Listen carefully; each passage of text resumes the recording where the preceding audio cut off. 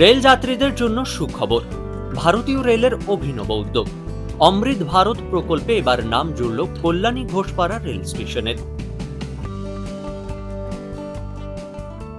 It was earlier very ugly, it was filthy also, খুব নোংরা, ভীষণ খাঁচা অবস্থায় ছিল, আর ডেকোরেশনস তো ছিলই না প্ল্যাটফর্মের।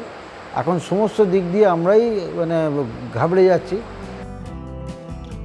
সূত্রের খবর, অমৃত ভারত প্রকল্পে কল্যাণী ঘোষপাড়া স্টেশনকে মডেল স্টেশন বানানোর জন্য চিহ্নিত করেছে ভারতীয় রেল। এ বিষয় খতিয়ে দেখতে ঘোষপাড়া রেল স্টেশনে এসেছিলেন পূর্ব রেলের আধিকারিকেরা।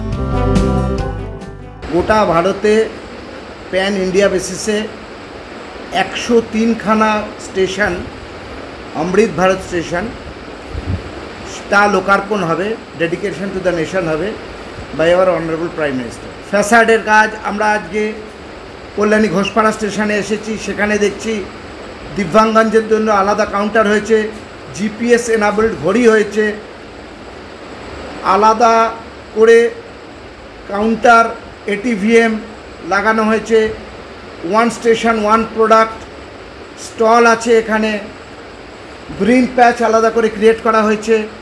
একটাই উদ্দেশ্য, লক্ষ্য এক, সংকল্প এক, উন্নত ভারত, আধুনিক ভারত।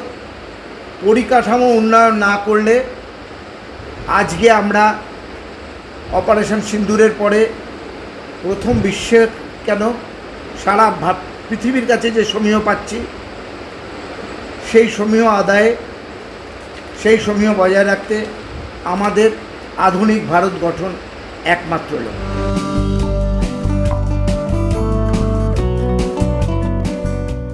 অত্যাধুনিক প্রযুক্তির মাধ্যমে সাজিয়ে তোলা হবে এই স্টেশন। অনেকটা বিদেশি রেল স্টেশনের আদলে সাজানো হবে এই কল্যাণী ঘোষপাড়া রেল স্টেশন। 22শে মে বৃহস্পতিবার এই রেল স্টেশনের ভার্চুয়াল উদ্বোধন করেন প্রধানমন্ত্রী নরেন্দ্র মোদী। রেল কর্তৃপক্ষের আশা, কল্যাণী শহরের বুকে নজির গড়বে এই স্টেশন। ডাউনলোড করুন এই সময় অ্যাপ iOS ও অ্যান্ড্রয়েডের জন্য।